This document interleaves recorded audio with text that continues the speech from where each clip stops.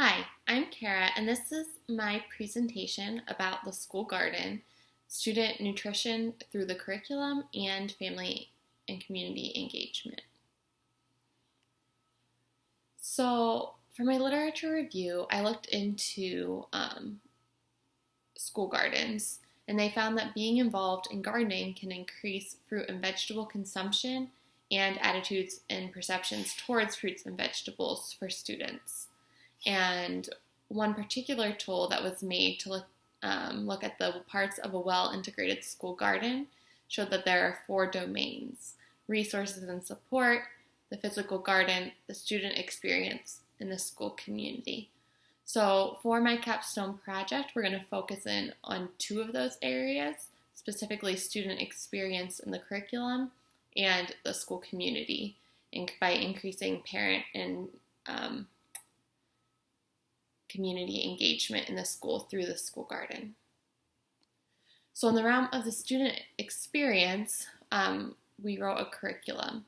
So it says successful examples show the garden being integrated into the curriculum, and communication between the garden coordinator and the teachers could create helpful connections in the curriculum. And that's my job. I'm the garden coordinator at my school.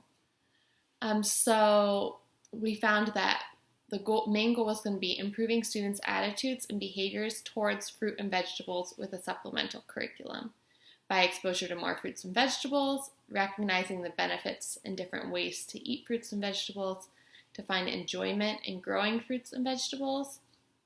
And most of these lessons were inspired by kidsgardening.org and Growing Minds. In the realm of school community, for increasing parent engagement in the school through the garden, we found that community and parent involvement can be helpful in maintaining the school garden, which is one of the biggest challenges. That children involved in gardening can increase engagement for the parents, particularly those in the demographic of lower education or non-English speaking families. That it can create connections among parents, family members, community students, and allow them to build valuable connections with other adults. And we found important information from parents that they prefer simple sheets with bullet points rather than lengthy communication, and indicators of community members likely to be involved in a school garden are age, distance to school, number of children enrolled in the school, and the frequency that they purchase organic food in their house. So the ways that we're going to look at increasing family and community engagement in the school is through communication, volunteer opportunities, decision-making, and social events. So the curriculum is broken down into 8 units. So we're going to very briefly look at each of them. So Unit 1 is a lettuce exploration. It covers both science and ELA standards, as you can see. And students will taste and describe, using all of their senses, 3 different kinds of lettuce, compare and contrast them, and then mark their favorite lettuce on a line plot and compare them. This gets us thinking about the differences in foods and trying new types of lettuce. Unit 2 is a food preservation unit on applesauce, and it covers science and ELA standards. So students pick the applesauce, observe what happens when it's cold, when it's warm. We read a book about applesauce day, about how it's made, and we chart the process. We make our own applesauce, and then we write our own story about how we made applesauce. And Unit 3 is pumpkin exploration. This covers science, ELA, and math standards. So we pick the pumpkin, measure it, describe it, guess how many seeds. Then we read the story, how many seeds in a pumpkin, and then we follow and do the same activity. So we'll cut it open, take the seeds out, evaluate our guess, then count the seeds by 5s and 10s, reflect on our guesses and look for patterns. We'll create a poster to show what we've learned about pumpkins, and then we'll have a pumpkin party where we invite parents in and we can try different pumpkin foods. In Unit 4, we go off the anchor story, The Ugly Vegetables, in the curriculum, and it's recipe sharing. So we reread the story, we look up the vegetables used in that story, we look at the recipe, we bring in a recipe from our home, We compare them to each other using a Venn diagram. And then we write using the Step Up to Writing process to write about and share about our recipe. And it all culminates with a sharing party where the families come, share the recipes, and the students get a recipe book out of the end. And that covers social studies and ELA curriculum standards. Unit 5 is fruits versus vegetables. So throughout the week, we'll watch a video and read books about fruits versus vegetables, and we'll chart the key details that we learned from them. And then we will write an informational paragraph using the Step Up to Writing process and peer editing, describing the differences between fruits and vegetables.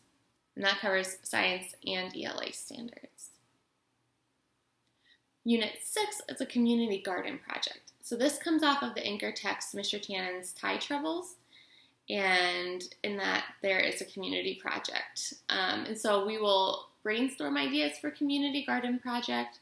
I'll help them come along with some ideas, let them vote and choose what they want to do. Then we'll go through the whole process, make a list of materials, a schedule, are we hoping to recruit, who do we want to reach, and then the students will write a persuasive letter to convince people to be part of the project. And from there, I didn't chart out exactly what it will look like because it depends on the project. And that covers social studies and ELA standards. Unit 7, we read You Are What You Eat. It's a ReadWorks article, and it talks about all the different kinds of food, colors of fruits and vegetables, and the different vitamins and nutrients and how it helps your body.